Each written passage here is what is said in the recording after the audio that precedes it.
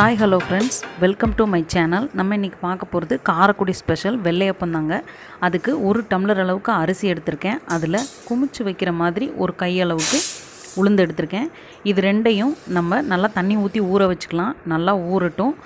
நல்லா ஊறினதுக்கப்புறம் வெண்ணெய் மாதிரி ஆட்டி எடுத்துக்கலாங்க. கொரன்னு அரைக்கக்கூடாது, நல்லா மையாக ஆட்டி எடுத்துக்கணும். நல்லா மையாக ஆட்டி எடுத்ததுக்கப்புறம் அதை நான் ஒரு பவுலில் போட்டிருக்கேன். அதுக்கு 1.5 ஸ்பூன் அளவுக்கு சுகர் சேர்த்துருக்கேன். ஒரு கொஞ்சமாக 1/4 டீஸ்பூன் அளவுக்கு உப்பு சேர்த்துருக்கேன்.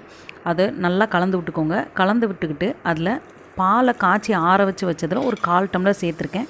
சேர்த்துட்டு நம்ம அடுப்பு ஆன் பண்ணி எண்ணெய் சூடானோடனே லோ ஃப்ளேமில் வச்சுக்கிட்டு நம்ம வெள்ளையப்பத்துக்கு ஊற்றி எடுத்துக்கலாங்க.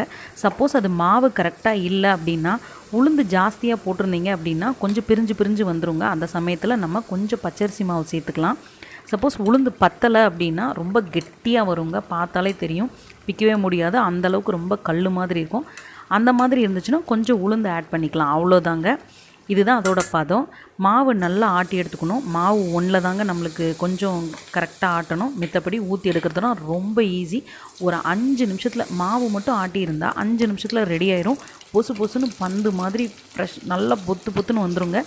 வந்ததுக்கப்புறம் அதை நம்ம எடுத்து சர்வ் பண்ணலாம். ரெடி ஆயிரும். இதுக்கு ஒரு கார சட்னி நல்லா இருக்குங்க. அந்த கார சட்னிக்கு வெறும் பட்டவத்தை எடுத்துக்கோங்க. புளி கொஞ்சமாக சின்ன சைஸில் புளி, உப்பு, அவ்வளோதாங்க. நல்ல காரமாக இருக்கும். ஏன்னா நம்ம வெள்ளையப்பத்துக்கு எந்த ஒரு இதுவுமே சேர்க்குறதில்ல, காரம் எதுவுமே சேர்க்குறதில்ல. ஸோ அது ரொம்ப சப்புன்னு இருக்கும்.